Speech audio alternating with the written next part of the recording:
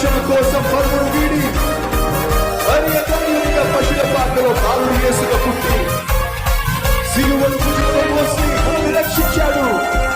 పాపము చేసిన నరునికి రక్షణ కోసం పరమును వీడి మరి తనయునిగా పశుల పాకలో బాలుడు యేసుగను పుట్టి సిలువను భుజంలో మోసి మరణముపై విజయము ప్రకటించి యేసుని ప్రేమ, యేసుని కరుణ, యేసుని త్యాగం, యేసుని మహిమ నీకే నీకే నీకే చెల్లును. హల్లెలూయా హల్లెలూయా హల్లెలూయా హల్లెలూయా హల్లెలూయా హల్లెలూయా హల్లెలూయా హల్లెలూయా హల్లెలూయా హల్లెలూయా హల్లెలూయా. నజరేతు వాడా యూదుల రాజా అవిధి ప్రభునికి స్తోత్రం.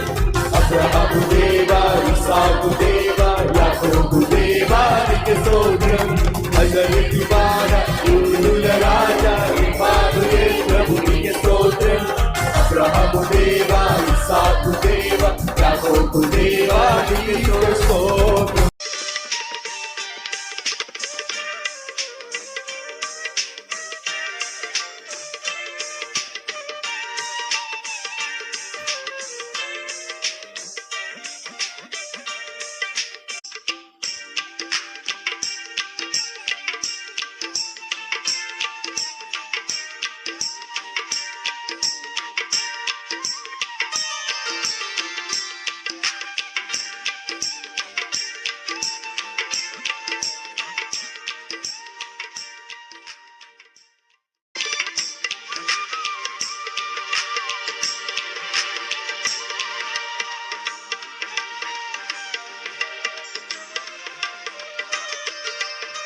భర్త మీద కోపంతో బిడ్డల్ని విడిచిపెట్టి వెళ్ళిపోవడం ఎంతవరకు ధర్మం అంటారు?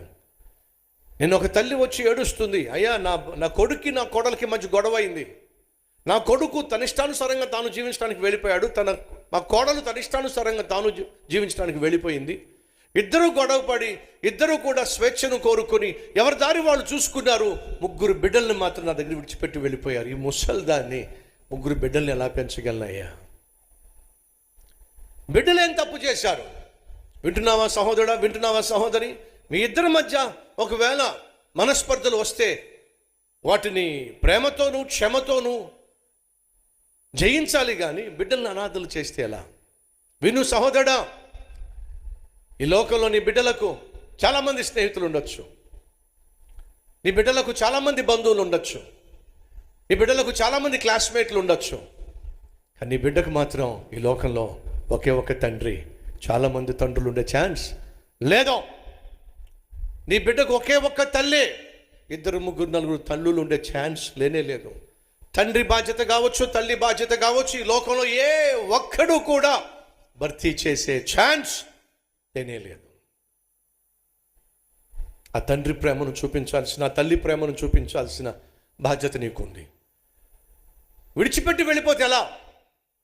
వృద్ధాప్యంలో ఉన్నటువంటి తల్లి, ఆ ముదుసలి తల్లి వచ్చి అంటుందయ్యా, ముగ్గురు బిడ్డల్ని నా దగ్గర విడిచిపెట్టి వెళ్ళిపోయారయ్యా.